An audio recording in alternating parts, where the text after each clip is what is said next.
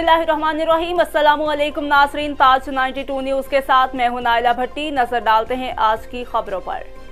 शहीद मोहतरमा बेनज़ीर भुट्टो साहिबा की 15वीं बरसी के मौका पर गढ़ी खुदाबख्श भुट्टो में होने वाले जलसा-ए-आम की तैयारियों के हवाले से पाकिस्तान पीपल्स पार्टी PS 88 डिस्ट्रिक्ट मलीर का इजलास पार्लिमानी सेक्रेटरी MPA यूसुफ मुर्तज़ा बलोच की सदारत में मेमन कोट में मुनक़िद हुआ, जिसमें general secretary PS 88 Salim Memon, Murtaza Yar Mohammad Baloch, Ali Mohammad Memon समेत दीगर तंजीमी अहदेदारान और कारकुनान ने शिरकत की।